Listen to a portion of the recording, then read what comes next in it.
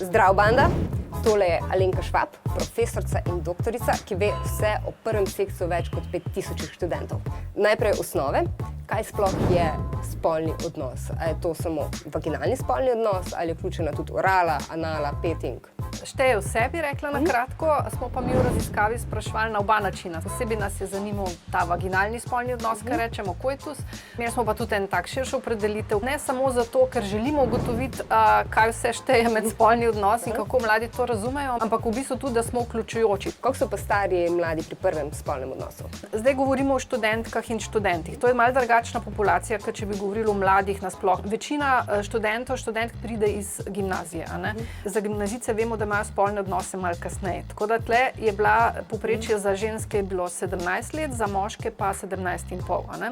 Zdaj, če primerjamo to z drugimi raziskavami preteklimi, tradicionalno so bili moški mlajši pa ženske starejše, zdaj pa so jih počasi dohitele in že prehitele.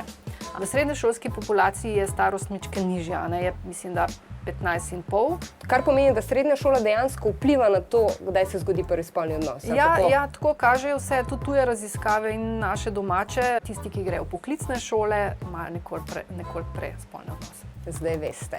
Lahko rečemo, da je en vzorec prvega spolnega odnosa, romantičen scenarij ali je zelo raznoliko? Romantičen scenarij bolj, a ne? Je večina prvega spolnega odnosa v partnerski zvezi ali pa z osebo, ki si jo že dalj časa poznala. Tudi po razlogih, če gledamo, zaljubljenost je nekako na vrhu, če tako rečem. Pa je kakšna razlika med homoseksualnimi prvimi spolnimi odnosi in heteroseksualnimi? Pri homoseksualnem prvem spolnem odnosu je ta načrtovanost bistveno manjša, kar pa ne pomeni zdaj, da so homoseksualni moški recimo bolj promiskuitetni, tako, ker hitro začnemo o teh stereotipih razmišljati, ampak gre za to, da v bistvu imajo bistveno manj priložnosti, socialni prostori za spoznavanje so bistveno omejeni, in tudi družbeni pritiski so bistveno drugačni.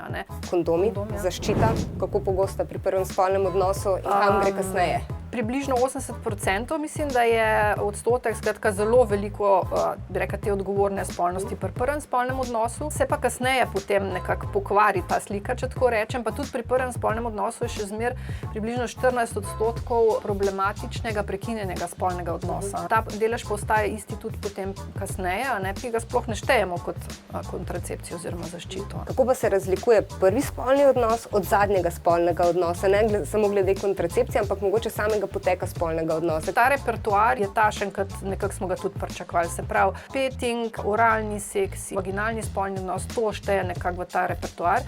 Bistveno manj analnega spolnega odnosa. Hrvaški sodelavci so ugotovili, da je v porastu, in tudi mislim, da mednarodne raziskave to kažejo. Tako da bi lahko pri nas tudi mogoče domnevali, ampak ne vemo, ker je bila to samo ena raziskava. Ste tudi zdaj dijake spraševali? Bomo povedali podatke. Vsi podatki še pridejo, še naknadno. Če bi radi izvedeli še več, pojdite na YouTube, pa pogledajte video ali pa preberite tole knjigo. In tole je bila zdaj družba, sledi pa narava.